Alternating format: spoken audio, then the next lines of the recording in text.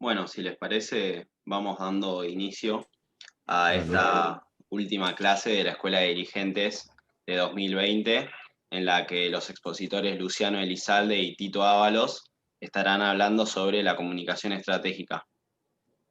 Así que ahora le paso la posta a ellos. Perfecto, gracias Jesús. Bueno, buenas tardes. Acá estamos, hay cierto patriotismo educativo acá, ¿no? O sea, el 22 o no sé cómo decirlo, 22 de diciembre en clase. Bueno, vamos a seguir con la exposición que comenzamos la semana pasada. Yo voy a compartir pantalla, así creo que todos tienen la presentación, pero así podemos resumir un poco más fácilmente lo que queremos ir contándoles. Bueno, esto es un poco este es el recorrido completo de lo que empezamos la semana pasada, y un poco la idea rápidamente es primero pensar en la comunicación desde otro modelo mental distinto, con un modelo mental, un modelo de comunicación que no se base en la linealidad ni en la transmisión, sino mucho más en un proceso de participación, y a partir de ahí pensar la comunicación estratégica como algo que está centrado o centrada en la definición de un perfil público y en la definición de la marca, aunque esto es un poco más complejo, pero en la definición de la marca de la organización. A partir de definir esa concepción de la comunicación estratégica y de la marca, el resto de los componentes de esta estructura o de esta matriz, de este modelo, implica pensar cómo nos insertamos, ¿no? Pensar de qué manera vamos a interactuar y vamos a hacer el esfuerzo que tenemos que hacer para primero insertarnos en el nuevo sistema de medios en el que estamos, que es muy complejo y muchas veces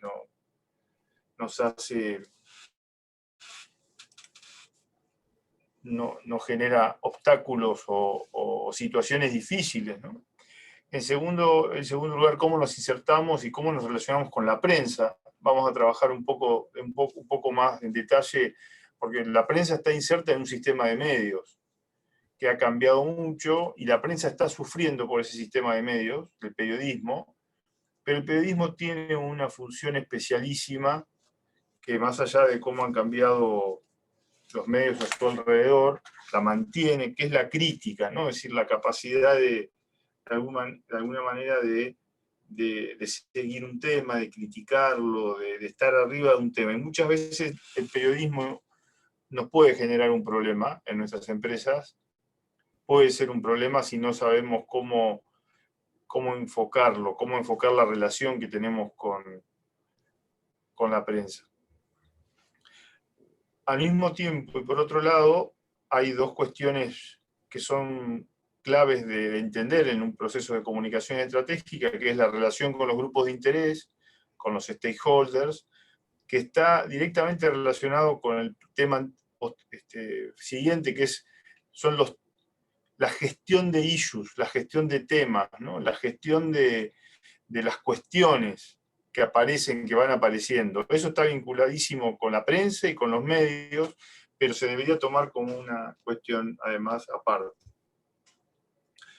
La comunicación estratégica, que está centrada en el branding o en la marca y en la estrategia de marca, al mismo tiempo tiene como contracara todos los problemas, los que habitualmente se llaman crisis, pero a veces no son crisis, sino son situaciones problemáticas con algunos de esos stakeholders. Incluso con la prensa misma tenemos problemas. Eso lo vamos a repasar en el punto que se llama comunicación en disensos, porque son una serie de situaciones de disenso que tenemos que manejar, ¿no? De críticas, de conflictos, de desajustes, de litigios que a veces pasan al espacio público y no sabemos muy bien cómo encararlo. Y al final, en esa organización de nuestra comunicación estratégica, en ese diseño de la comunicación estratégica, necesitamos pensar en la persona o en las personas que van a ser la cara y la voz de la organización. Desde ese punto de vista, en realidad,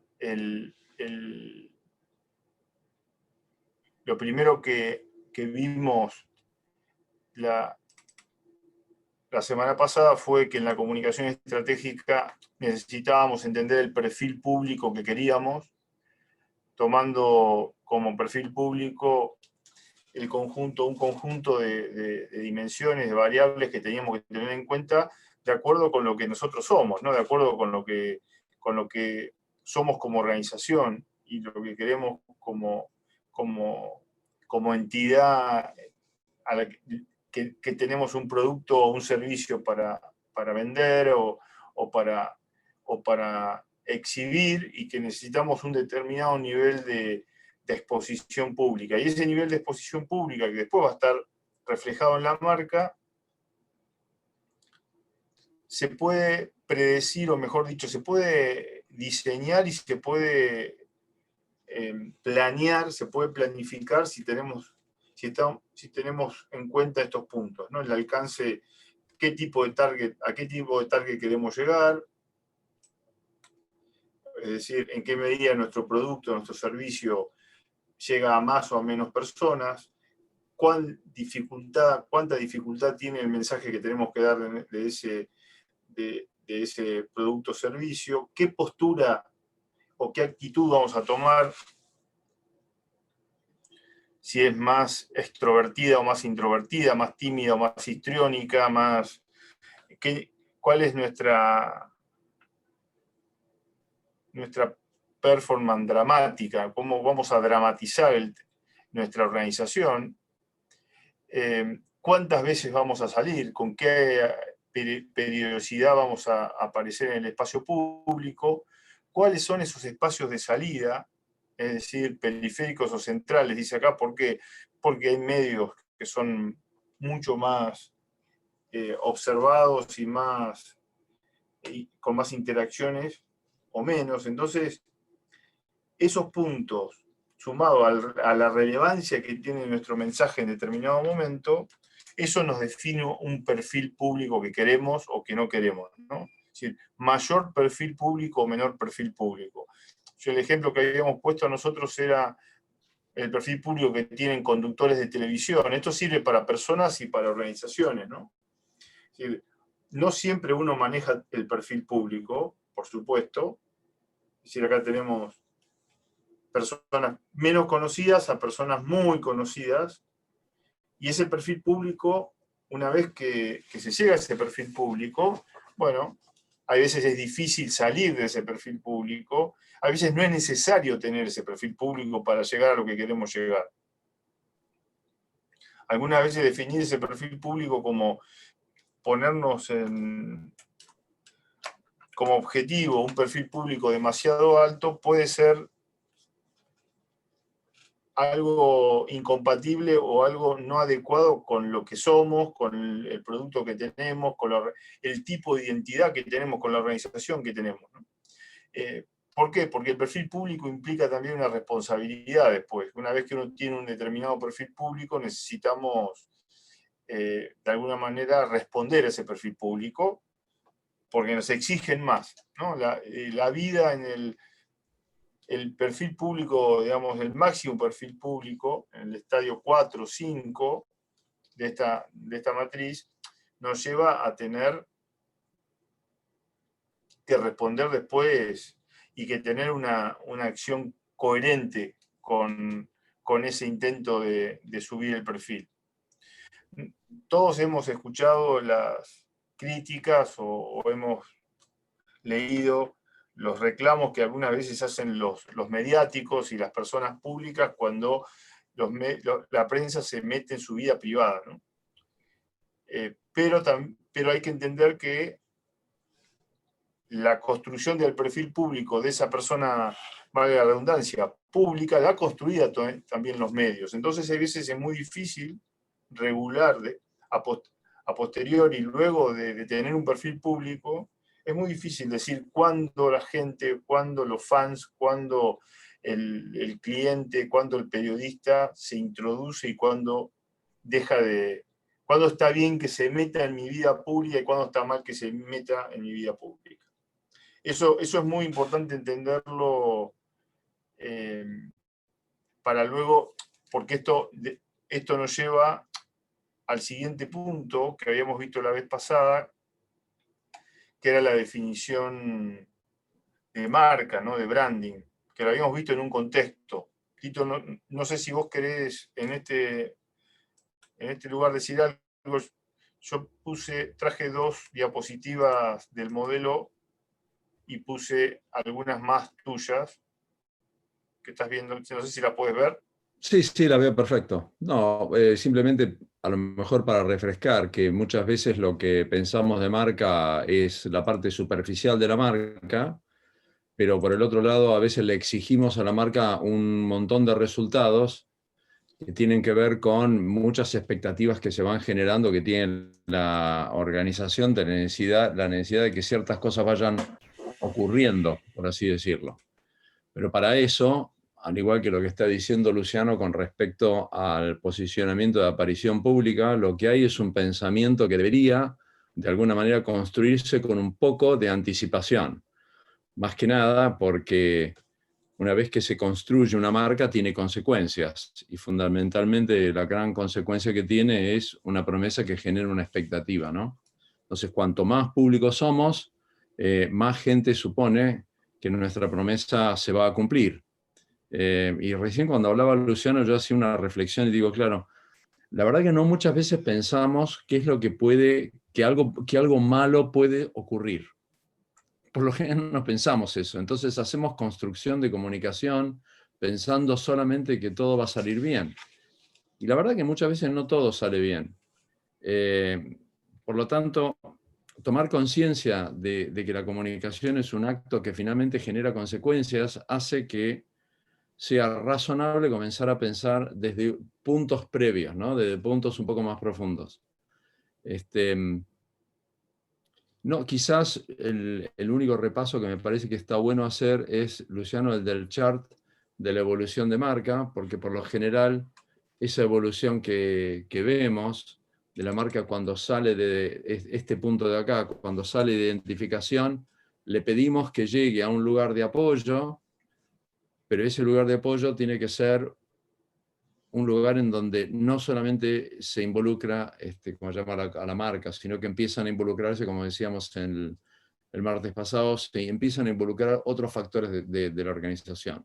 Fundamentalmente estos 3 que hemos mencionado la vez pasada, que es el líder, el equipo y el producto. Tomar conciencia de eso, sí. No, todas las marcas no necesitan, o no pueden, mejor dicho, llegar al apoyo, ¿no? No, eso creo que lo habíamos hablado la vez pasada. No necesariamente todos tienen que llegar a esa instancia. A lo mejor con solo llegar a una instancia de diferenciación o una instancia de atractivo ya cumple perfectamente con la expectativa de la organización. Sobre todo en marcas de consumo masivo que tienen productos que simplemente van al mercado y lo que pretenden es una relación transaccional en base a una diferenciación contextual respecto de su competencia, ¿no? Claro. O sea, la diferenciación siempre está respecto de los otros actores que están en el mercado. Ahora estamos hablando de organizaciones que pueden parecer instituciones, pero por ejemplo, cualquier marca que esté en el mercado de consumo masivo tiene un producto, necesita diferenciarse y el ideal es que fuese atractivo para su público, ¿no? Lo que ocurre es que en muchos casos estamos queriendo estirar el rol de la marca. ¿Por qué? Porque estamos viendo que es mucho más provechoso, y creo que vamos a llegar a este punto cuando vos empieces a hablar de medios, es mucho más provechoso establecer una relación con el público, porque esas relaciones son muy difíciles de lograr. Lograr una relación nueva cuesta muchos recursos, mucha inversión y mucho esfuerzo. Por lo tanto, estamos en el viejo adagio que dice, es más fácil cuesta 5 veces más conseguir un cliente nuevo que retener uno ya existente. Entonces, en la medida en que yo voy generando tribu alrededor de mi marca, que es esto que se produce cuando existe identidad y pertenencia entre el público y la organización, es mejor lograr involucrar al público dentro de mi acción. Pero por supuesto que no todos tienen que llegar ahí. Quizás lo único que, para cerrar este punto, que me parece importante decir, es que no alcanza solo con la comunicación de una marca para lograr el estadio 4 y 5. Acá se necesita un compromiso de la organización y una mirada a que no necesariamente estamos ya vendiéndole al otro, sino que estamos incorporando al otro dentro de nuestro propósito como organización. Acá donde aparecen estos otros elementos, me parece, ¿no? Sí. Eso, Luciano. Sí, ok. Porque digo, para poder conseguir involucramiento y apoyo necesitamos incorporar, es decir, tener mucha conciencia de la calidad del producto, que solucione realmente el problema que necesita solucionar el cliente. Necesitamos un equipo que acompañe a la marca y el producto con la misma línea, y bueno, un liderazgo. Para llegar a los niveles o a los estadios de marca más comprometidos o más exigentes, podemos decirlo así, desde el punto de vista comunicacional, necesitamos acompañar con todos los mecanismos lo que estamos haciendo, ¿no? De esta manera, la cuestión es, tal vez el punto neurálgico de la comunicación estratégica seguramente es la marca. Luego aparecen estrategias de comunicación, que no es un juego de palabras, sino que intenta dar la idea de que uno define un camino en la comunicación estratégica, y después, una vez que definió un camino, aparecen escollos, aparecen obstáculos, aparecen situaciones nuevas que tiene que resolver con otras estrategias, dentro de esa gran estrategia, ¿no? En realidad tenemos un concepto, podríamos decir que, voy a usar esto, momento de pizarra, podríamos decir que cuando tenemos una definición de comunicación estratégica, estamos definiendo una pauta, es decir, un patrón, algo continuo.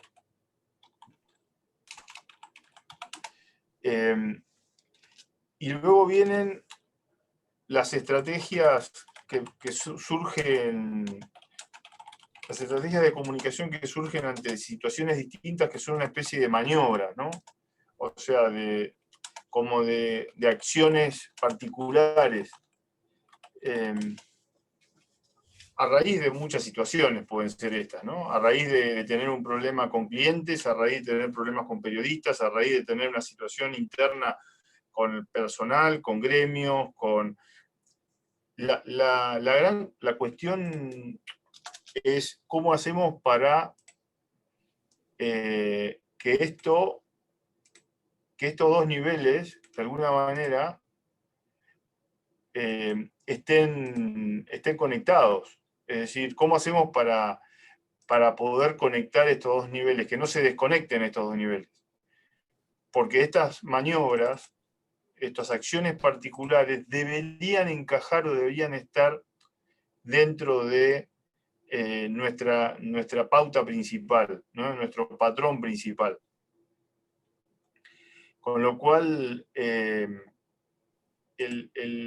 la cuestión, me parece, si lo hacemos, si entendemos que el patrón principal está dentro de esta flecha que yo estoy dibujando o estoy poniendo acá, esto sería la comunicación estratégica, pero luego debería haber una serie de acciones que aparecen dentro, ¿no? Dentro de la misma de la estrategia de la comunicación estratégica como pauta, ¿no? No debería salirse. Si nosotros, una vez definida una comunicación estratégica, tenemos que generar una acción por algo fuera de esa pauta, estaríamos haciendo algo riesgoso, peligroso,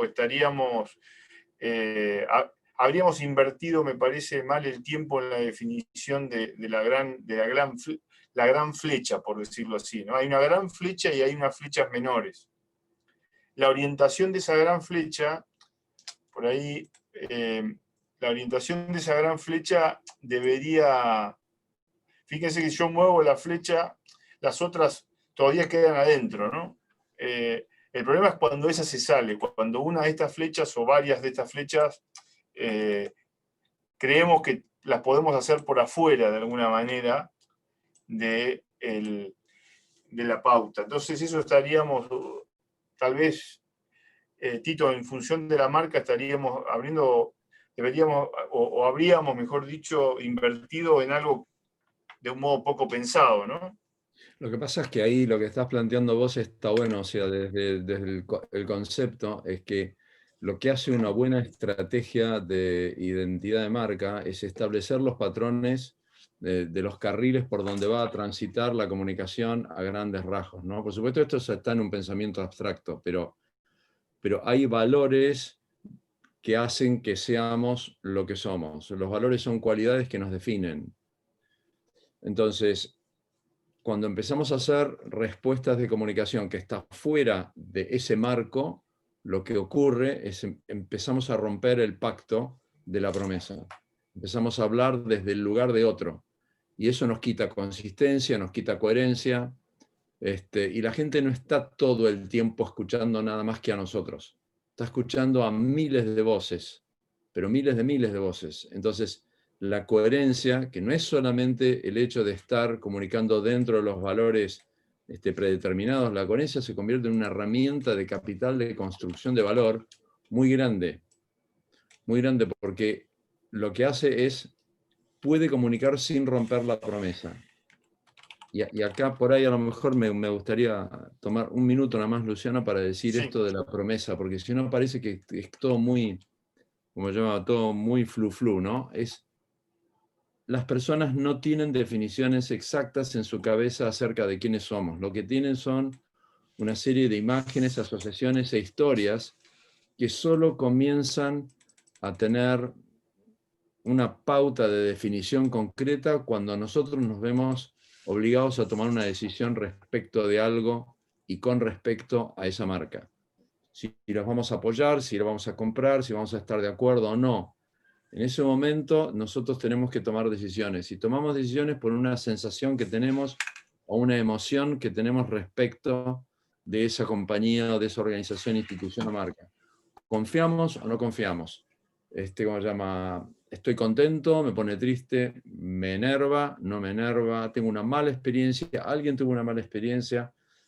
Y no es que tomamos decisiones en funciones de cosas muy puntuales. Después racionalizamos la decisión.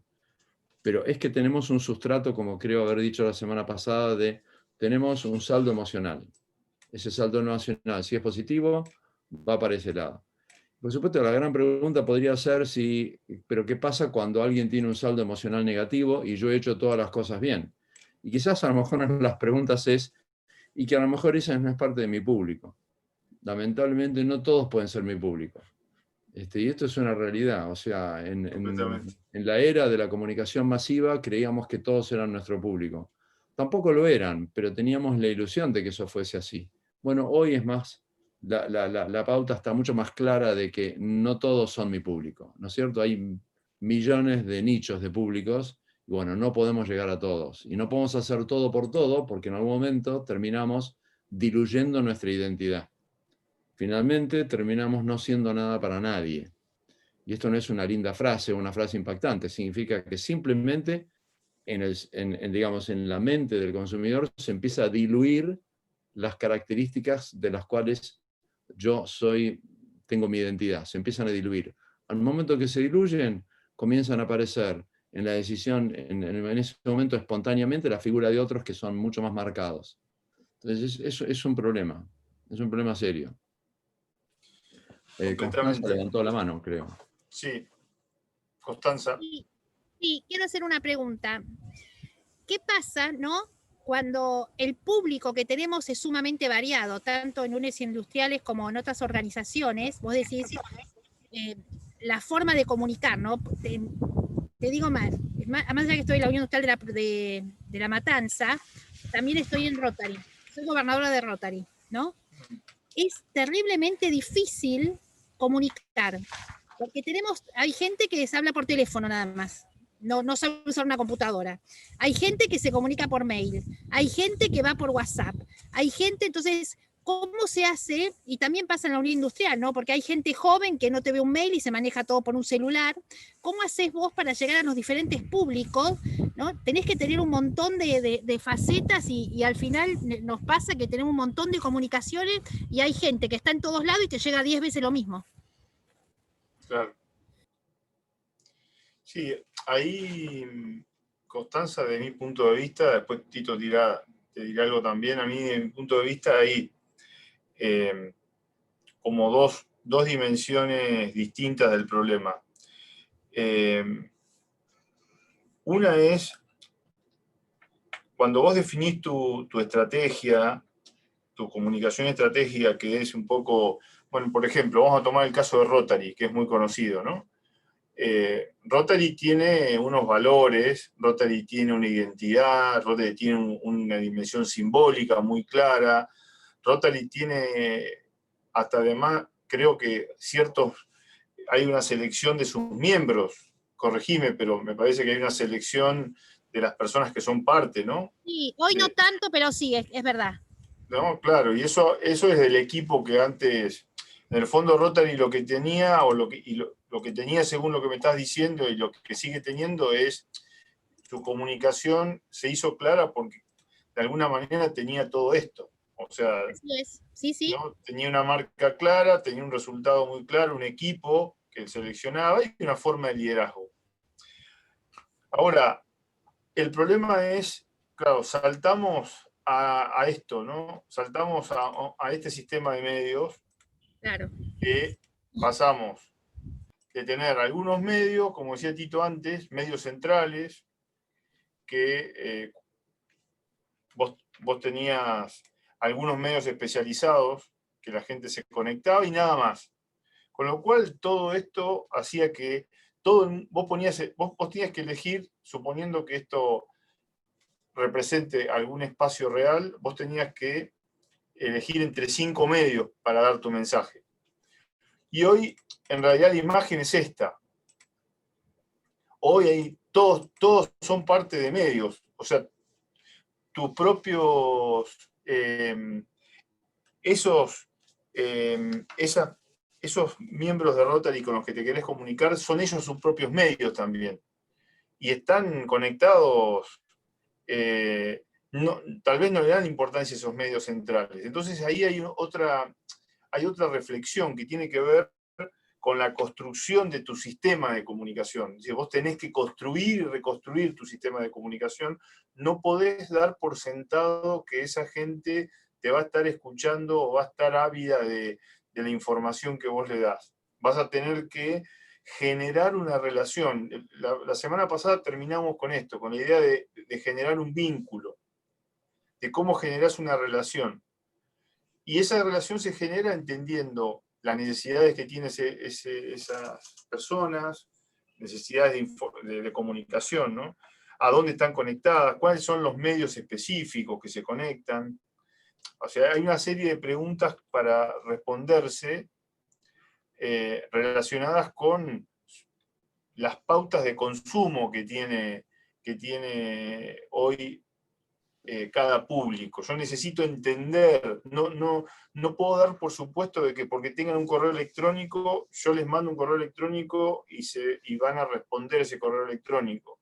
Necesito entender de una manera empírica, para decirlo en un término técnico, académico, es decir, de una forma bien concreta, tengo que comprender a qué medios están conectados. Porque Rotary tiene un mensaje muy claro. El problema de Rotary no es la marca, no es su comunicación estratégica, es cómo el sistema de medios le afectó a Rotary. Claro, es así. Claro, entonces vos en realidad, esto intenta mostrar cómo ha cambiado. En los 90, esto era más o menos una representación normal de un día de una persona. Es decir, que podía estar conectada con medios. En realidad hoy todo el mundo está conectado en todo momento. No hay un momento del día que uno no esté conectado a algún medio. El problema es que cada persona tiene muchas más cosas que Rotary para conectarse hoy. Y ahí es donde empieza la competencia que decía Tito. No solamente la gente está pensando en conectarse con nosotros, la gente está pensando en conectarse con muchos otros contenidos, ¿no?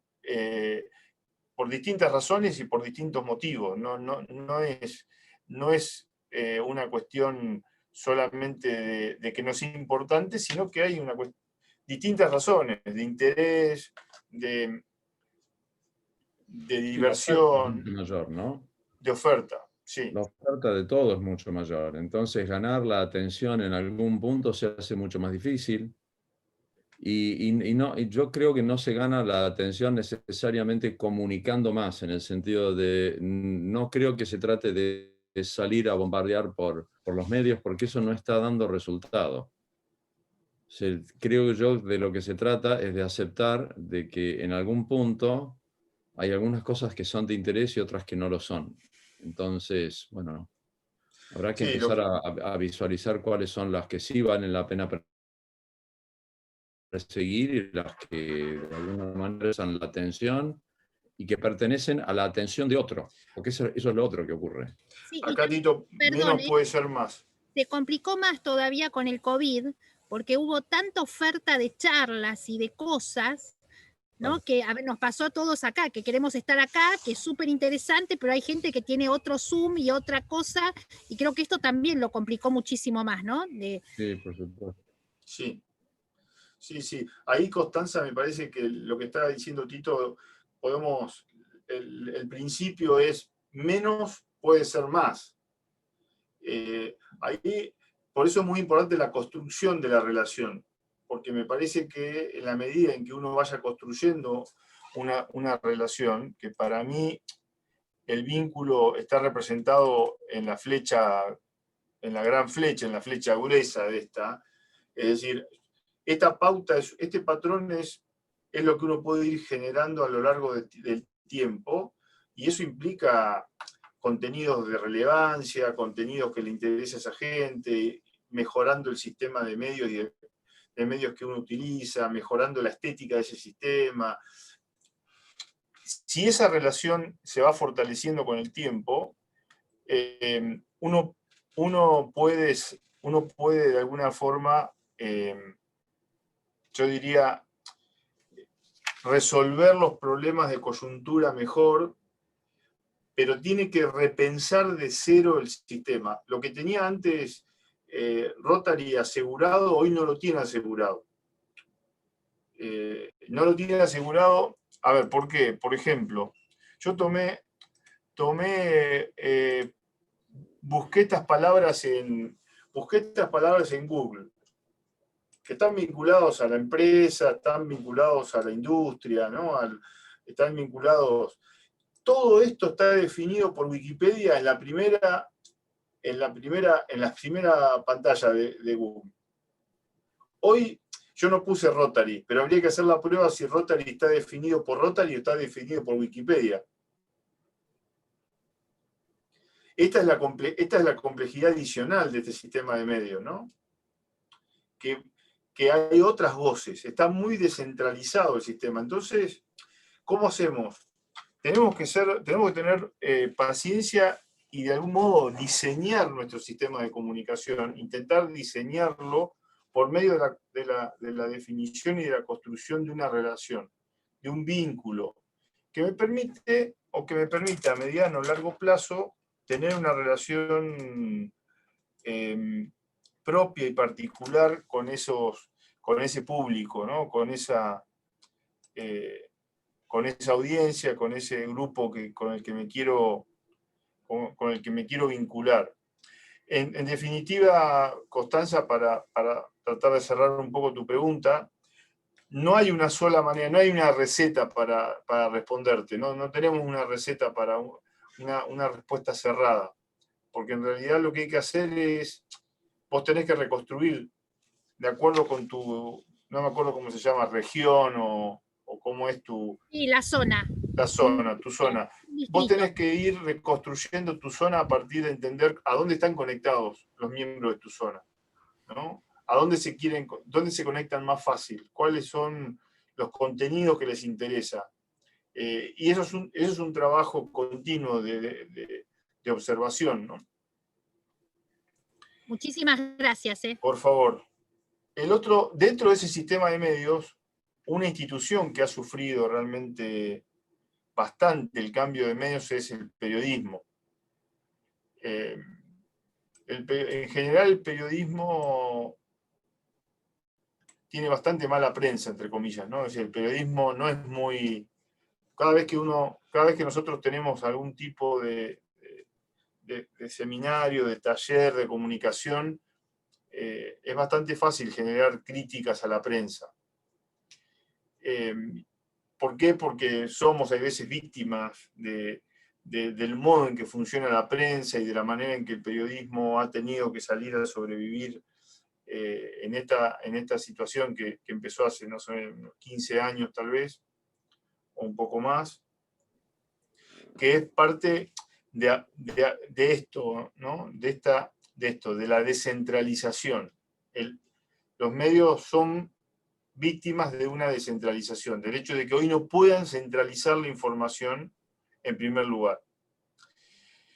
Entonces, para entender un poco el vínculo que tenemos que tener con la prensa, en primer lugar tenemos que entender que hay distintos tipos de periodismo, y yo lo que les voy a contar ahora y lo que le vamos a decir es algo bastante poco académico, que tiene que ver con una mirada más vale empírica y muy cercana con las relaciones con la prensa. O sea, yo digo, uno se puede encontrar fácilmente con 4 tipos de periodistas distintos.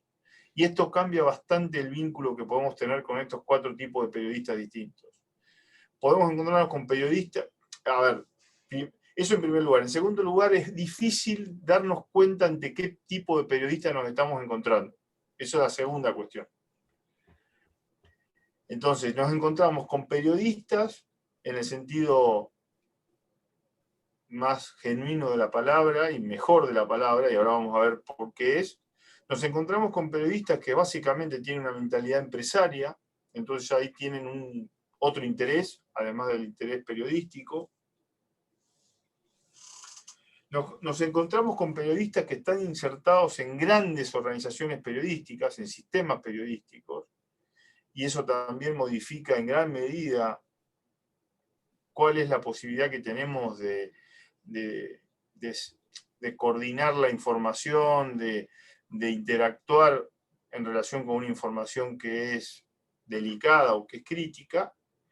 Y luego nos encontramos con la peor figura de todas, que es el pseudo periodista, el periodista que no es periodista, que está disfrazado de periodista, que en realidad usa un medio para extorsionar o usa un medio para otro fin, ¿no? Que no es el de periodista. Entonces, esta es la primera cuestión, o las 2 primeras cuestiones que queremos hacer referencia. Hay varios tipos de periodistas o de personas que están usando el término periodista, que se llaman a sí mismos periodistas, y por otro lado es difícil distinguir esto. ¿Qué es un periodista? Un periodista es alguien que busca fuentes y las mide de alguna manera para analizar qué tipo de información le da, o sea, es crítico con respecto a la fuente, con respecto a quién le da la información. Por otro lado, cumple acuerdos de confidencialidad, es decir, si uno le dice, yo te puedo dar esta información, pero no podés decir la fuente, o al revés, le da cierta información para que sepa, pero le dice esta parte no se puede publicar, ese periodista puede mantener o mantiene ese acuerdo de confidencialidad. tiene una perspectiva de lo que es el interés público.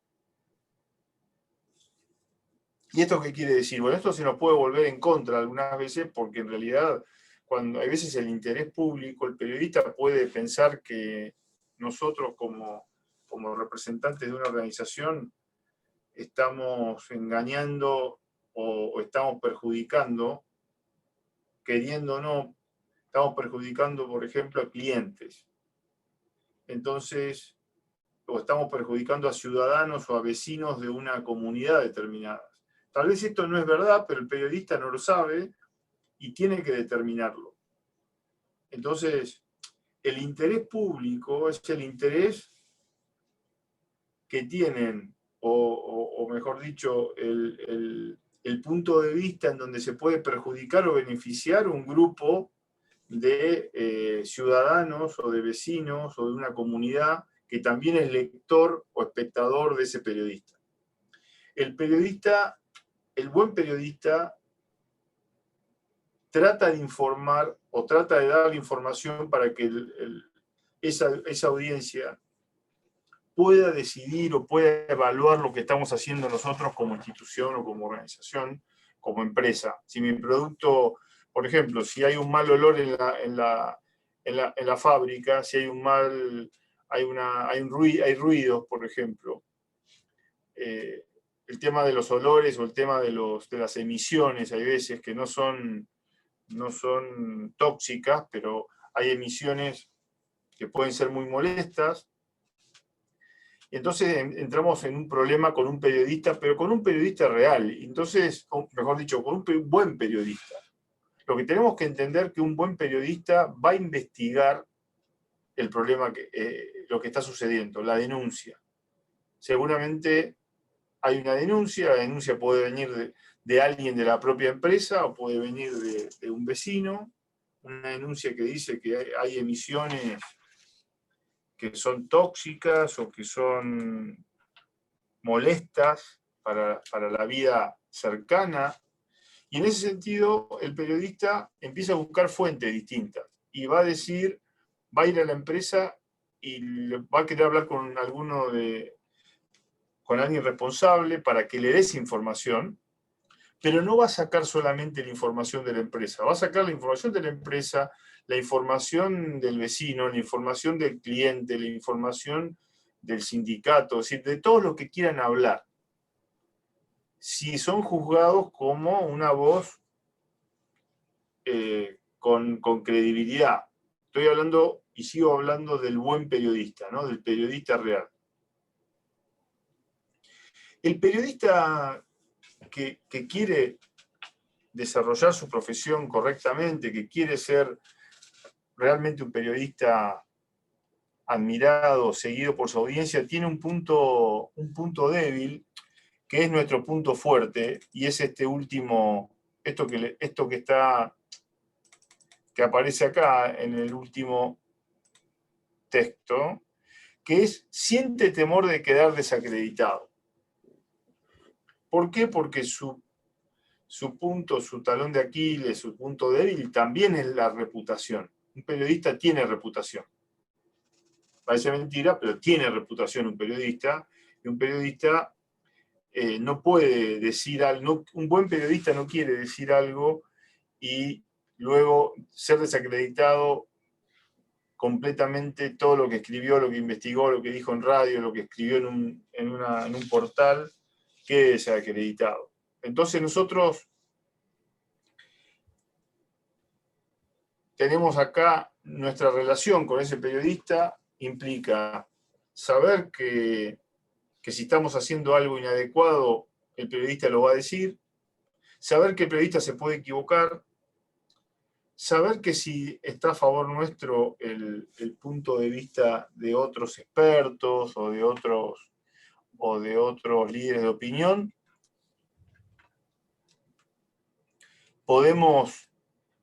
la noticia puede ser yo diría, una noticia que nos termine beneficiando. Pero la noticia no es publicidad, la noticia no es marketing. El buen periodista no hace marketing, no hace noticias a favor de una empresa. Eso es clave entenderlo, ¿no? Eso me parece que es clave entenderlo. Me preguntan si quieren que amplíe algo de cada uno de estos puntos que voy a ir desarrollando. Después hay periodistas empresarios, que pueden ser buenos periodistas, pero tienen otro interés adicional, ¿no? Que es el mantener su productora, su empresa periodística, y eso lo lleva algunas veces a buscar noticias con otro nivel de espectacularidad. ¿Por qué? Porque necesita vender publicidad, necesita mantener cantidad de audiencia, y eso no quiere decir que este es un periodista que va a decir, porque estaríamos en otro nivel, estaríamos en el pseudo periodista, pero este periodista está condicionado. Las quejas son, bueno, pero mi noticia no salió suficientemente, no fue tratada suficientemente lo que yo dije, sin embargo salió lo de la otra parte, salió lo del vecino, bueno, pero ¿qué pasa? Que el vecino salió semidesnudo a la calle para tener noticias. Bueno, el periodista empresario va a tomar al vecino semidesnudo como referencia, porque como fuente y como objeto de noticia, como sujeto de noticia, porque genera un espectáculo, ¿no? Y ahí tenemos que saber que esto es un condicionante importante. Por otro lado, tenemos algo que puede estar vinculado también a la empresa, pero a veces no, cuando nos conectamos o nos conectan grandes periodistas, o sea, grandes medios en donde son sistemas complejos, donde además de periodistas aparecen editores, jefes de sección, y en donde los tiempos del medio son bastante complejos porque hay muchas noticias interactuando entre sí, hay otros intereses,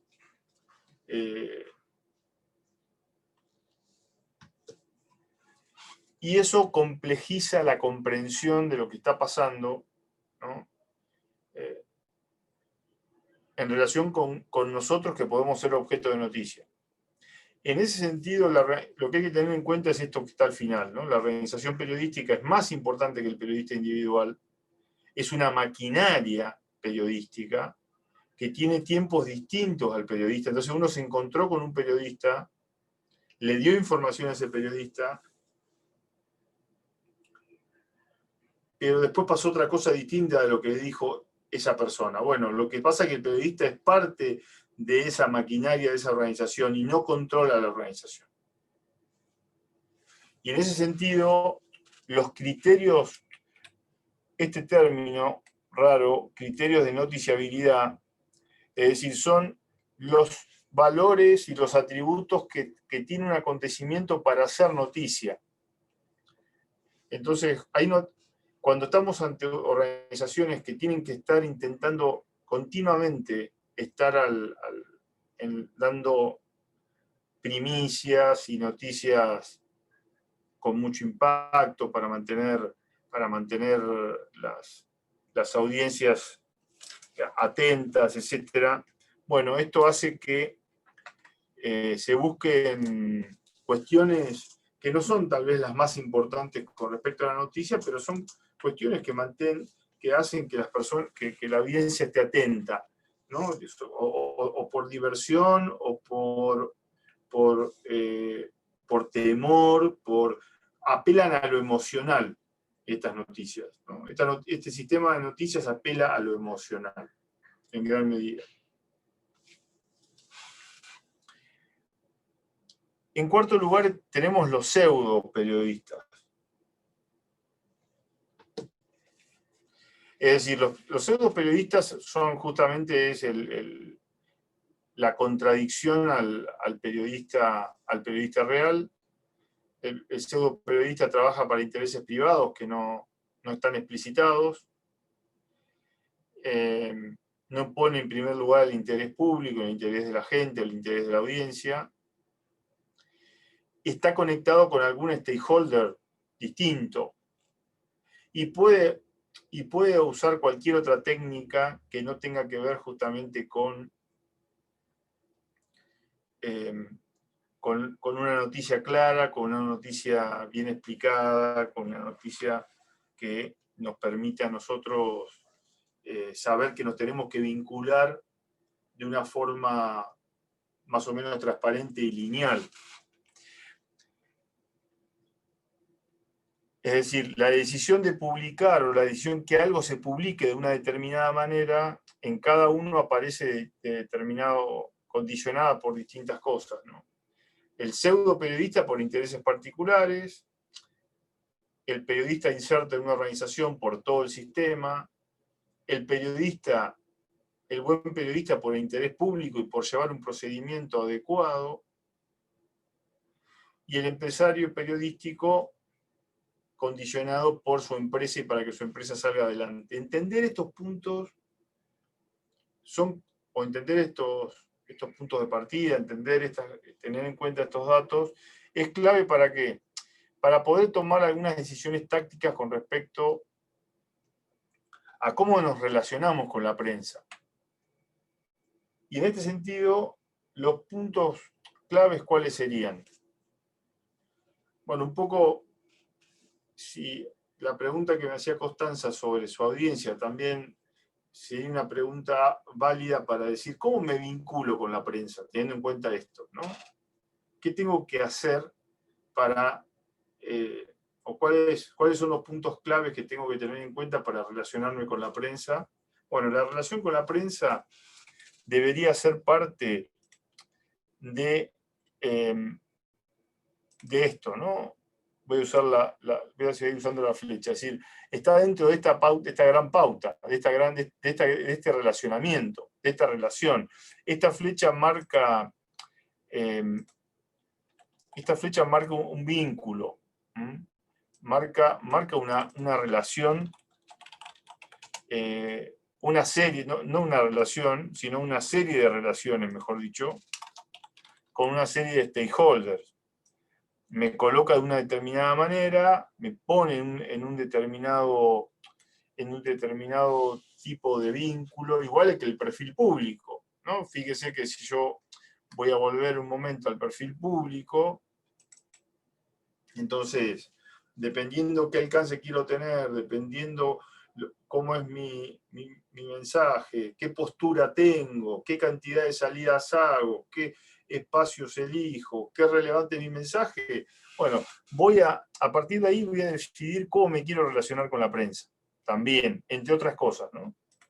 A partir de esto, y a partir de cómo podemos entender con qué prensa me voy a relacionar, en primer lugar necesito ir armando una red de contactos. Necesito armar una red de contactos periodísticos que me conozcan, que sepan quién soy. Esto sirve en todo momento para las buenas noticias, para cuando somos buenas noticias y para cuando somos malas noticias, sobre todo para cuando somos malas noticias. Entonces, la red de relaciones y de contactos sirve para que me salvan de problemas. Yo diría que más que eso, ayudan a que mis problemas no se profundicen. Ayudan a que mis problemas no sean peores de lo que podrían ser. ¿Por qué? Porque esa red de contactos saben a dónde trabajo, a qué me dedico, cómo es mi empresa, qué estoy haciendo. Por supuesto que si todo eso me genera más que un currículum, me genera un prontuario, estoy en problemas, por supuesto, ¿no? Pero la red de contactos y la red de relaciones con la prensa me debería mejorar eso. En segundo lugar, necesito producir contenidos. Necesito producir contenidos periodísticos. Necesito que cuando mis contenidos sean compatibles, por lo menos, con el medio periodístico o los medios periodísticos que estoy teniendo en esa red de contactos. En tercer lugar, tengo que administrar estratégicamente la pauta periodística. ¿La pauta qué es? La pauta es la publicidad que hago en medios. Los medios viven de publicidad. Entonces, los medios necesitan que los apoyemos de alguna manera. Y ahí hay otra mala también, tanto como el punto 1, la administración de la pauta es un punto clave, porque es un punto delicado, porque puedo también, de alguna manera me puedo confundir, puedo creer que porque estoy dándole publicidad a un medio, ese medio va a hablar siempre bien de mí. Eso, si estamos en un buen nivel de periodismo, si realmente nos estamos vinculando con buenos periodistas, o con medios periodísticos que no hacen bien su trabajo, la pauta no nos está salvando de nada, pero sí nos está vinculando de otra manera. Porque, ¿qué significa la pauta periodística? Significa, creo en vos, confío en vos, significa. Es también parte de la estrategia de comunicación. Definir una pauta periodística es parte de una estrategia de comunicación. Estos 3 puntos son claves, se complementan. ¿Por qué? Porque la red de contactos está con la prensa, está muy vinculado con el tipo de contenido que yo le doy a la prensa y con el tipo de recursos que yo le transfiero a la prensa para que la prensa funcione adecuadamente.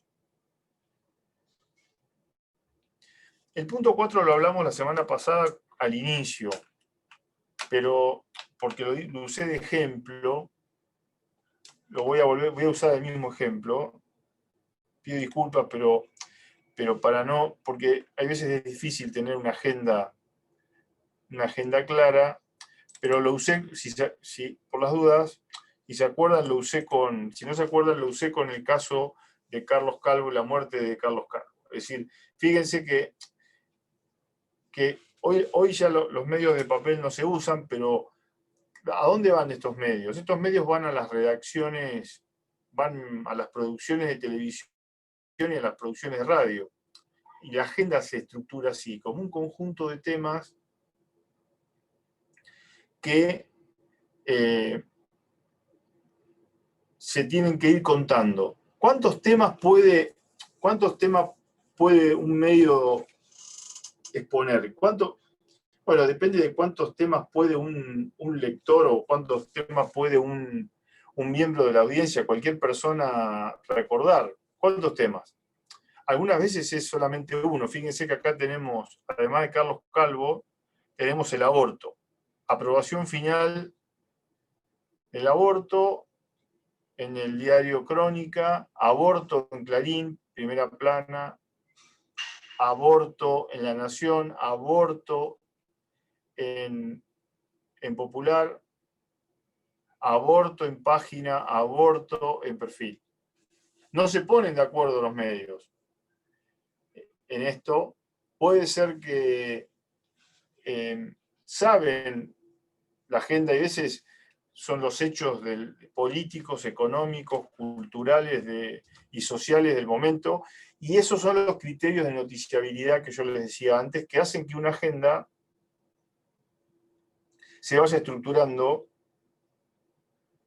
de una forma más o menos espontánea, ¿no? Entre todos. Entonces, ¿a qué iba con esto?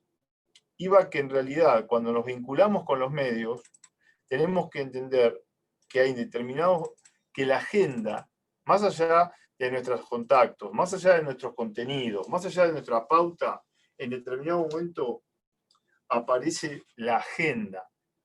Y la agenda condiciona lo que el medio va a decir de nosotros también.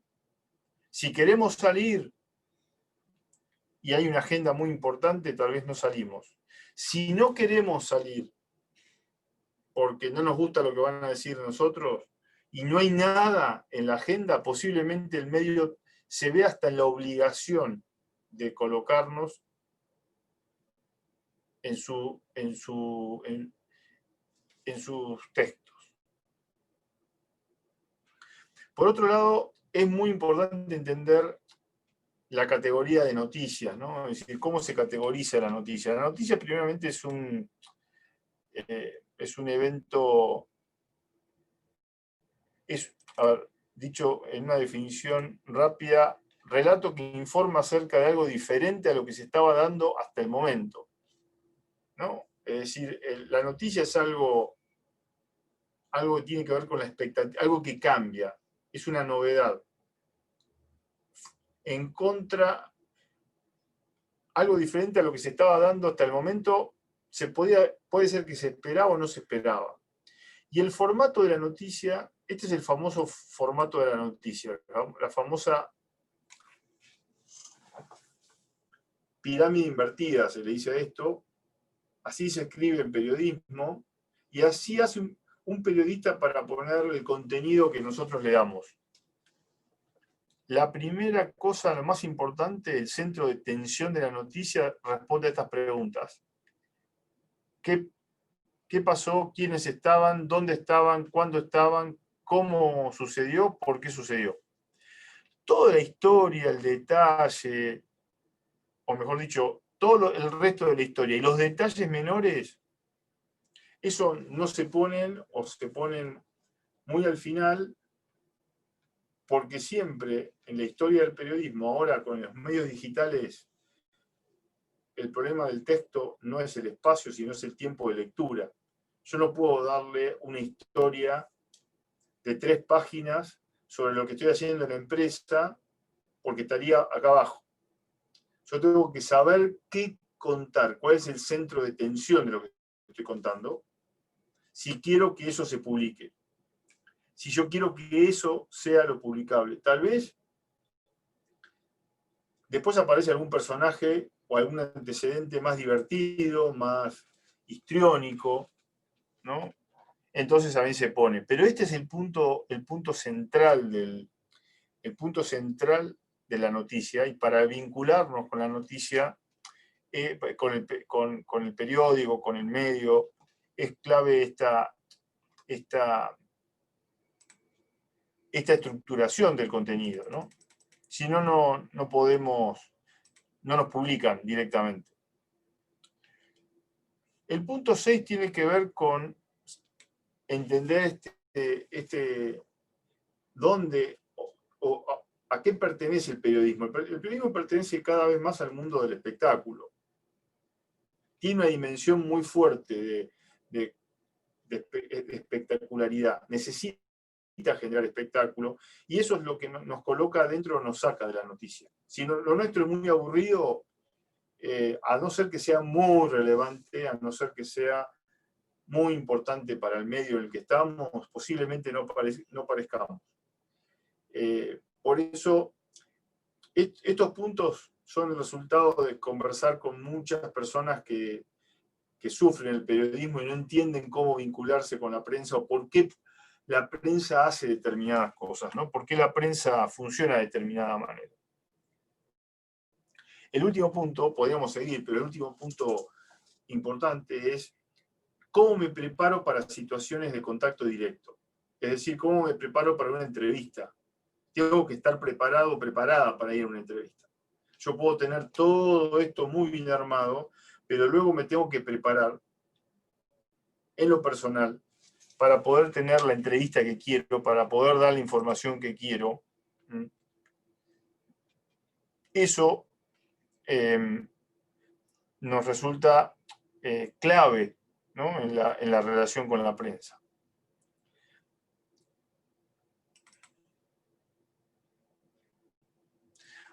Desde el punto de vista de entonces de armar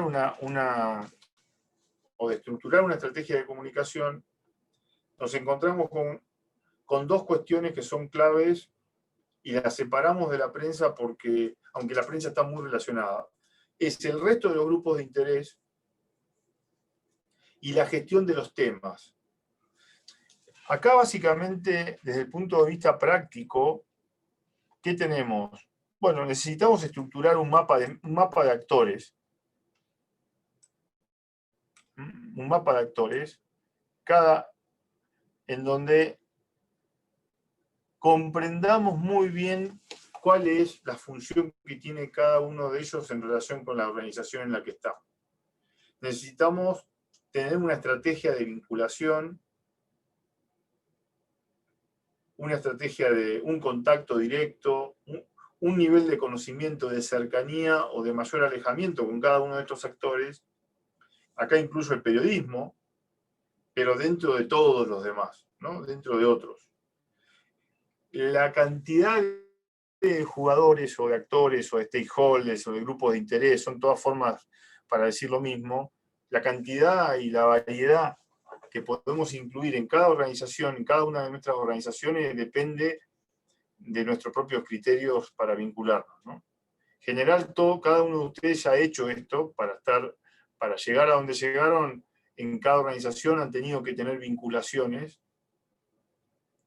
Esto es parte de las relaciones, de los asuntos corporativos o de las relaciones institucionales, y es parte de estructurar ese vínculo, esa relación de comunicación. Desde ese punto de vista, hay una cuestión clave que es el de los temas. ¿Cómo hago para...? Hay ciertos temas, cada uno de estos actores que están acá, cada uno de estos actores trae aparejado algún tema específico, ¿no? Cada uno de estos actores trae algún tema. La organización está relacionada con cada uno de estos actores o jugadores a partir de algunos temas. Bueno, la pregunta que tenemos que hacernos es, ¿cuál de esos temas podemos manejar? ¿Qué podemos decir de esos temas? Estoy pensando en, no sé, manejo de residuos, medio ambiente, trato con nuestros empleados, diferentes temas que se van poniendo de moda, y digo de moda no de manera peyorativa, sino que se van discutiendo en el espacio público, y entonces tenemos que empezar a entender qué decir de estos temas en relación con cada uno de estos actores. La dificultad, por eso los uno, por eso le doy unidad a esto, pero la dificultad está en la conexión que hay entre, yo diría, tres cuestiones que hay que poner en relación. Los jugadores en cuestión, o grupos de interés, los temas que están relacionados con esos grupos de interés, o mejor dicho, no es que salen de esos grupos, pero esos grupos están identificados con algunos temas y con otros temas no. Por ejemplo, tenemos un tema de moda, el medio ambiente. Entonces, y después tenemos que el mensaje, lo voy a poner directamente, nuestro mensaje sobre el tema. Y esto es muy difícil porque lo que tengo, acá con el jugador tengo una relación, genero un vínculo que puede ser clave, que es clave en general si lo tengo dentro de mi espacio de actores. ¿Por qué? Porque ese vínculo me permite hacer algo, me permite tener, bueno, con el municipio, por ejemplo, las compañías, las pequeñas y medianas compañías tienen una relación especial con el municipio, que además regula el espacio público, regula el uso de recursos como el agua, entonces yo tengo una relación con el municipio. Aparece el tema de campaña de la oposición o del intendente es el medio ambiente. Bueno, ¿qué tenemos para decir nosotros del medio ambiente para no molestar al municipio, pero que lo que digamos no se nos vuelva en contra? Ese es, de algún modo, yo diría, el dilema como bastante típico de la relación que existe entre jugador, tema y mensaje, ¿no? este sería como un planteamiento estratégico. Yo puedo adelantarme en algo, puedo predecir. Tito hablaba de la anticipación. Y además, podemos decir, le agrego un nivel más de complejidad, la marca.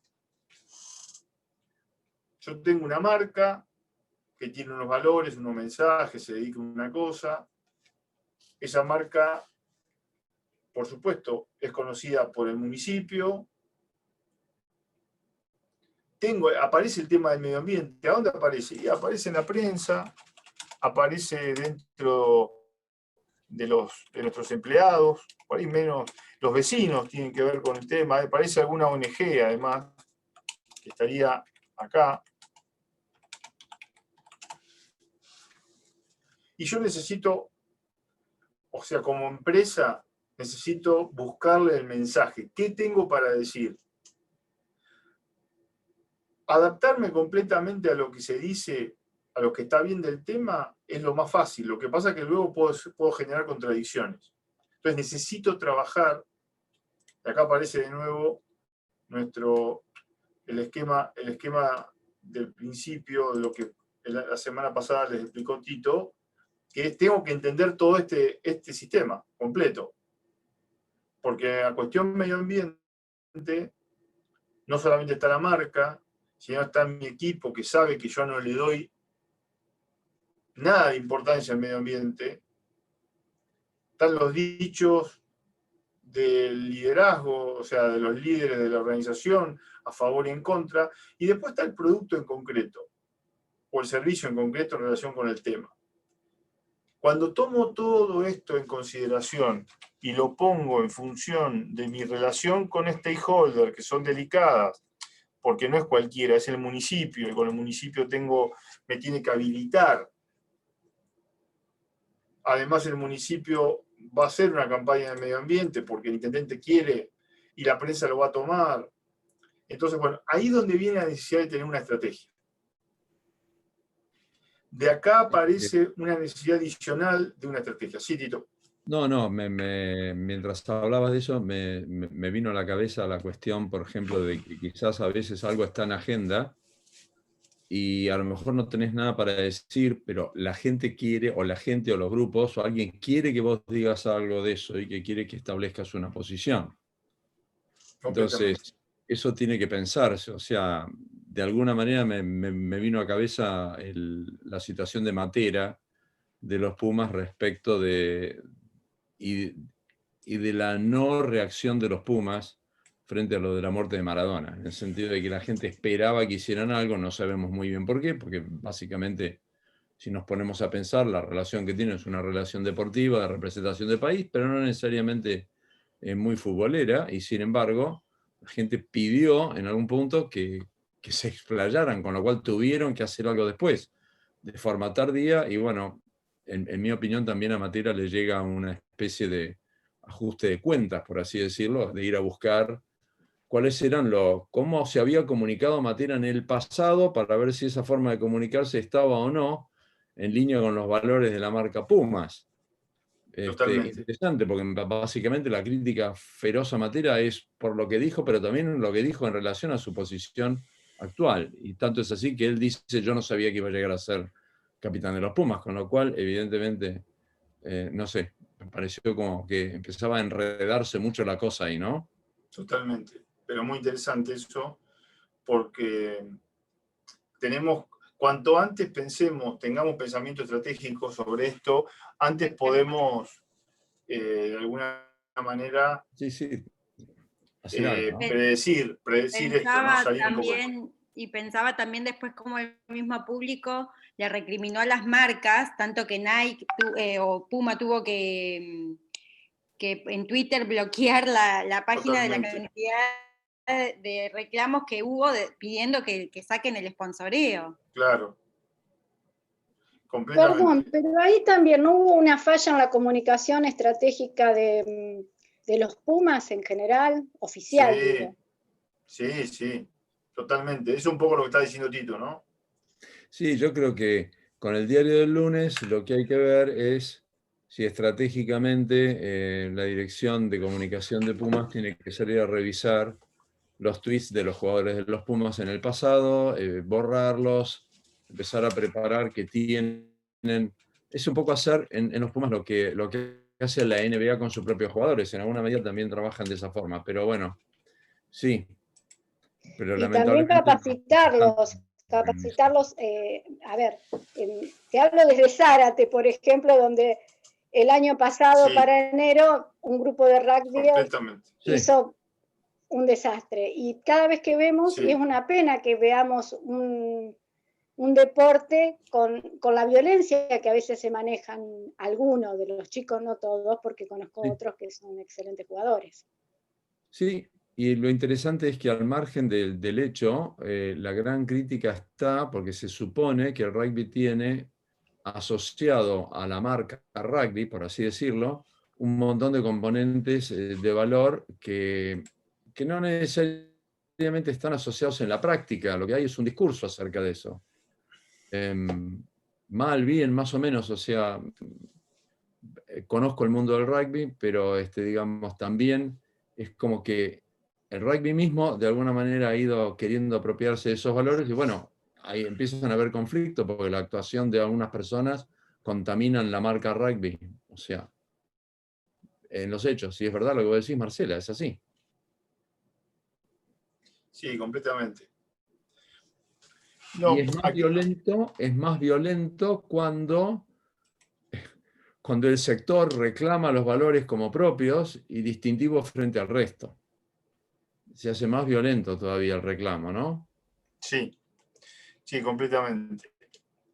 Aquí, a ver, lo que nos lleva es a que la estrategia de comunicación debería estar pensada también, como decía Tito, aunque no nos gusta pensar en algo malo, para una situación no tan buena.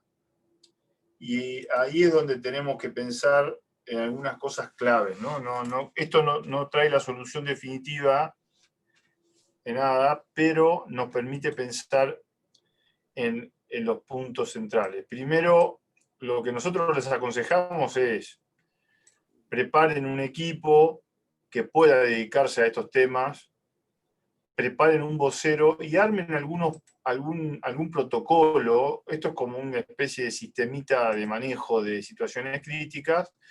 Primero, el protocolo tiene que unificar criterios para manejarse, porque uno de los problemas más graves que tienen las organizaciones, tomando el ejemplo de la UAR y de los rugbyers, es que no hubo unificación de criterios.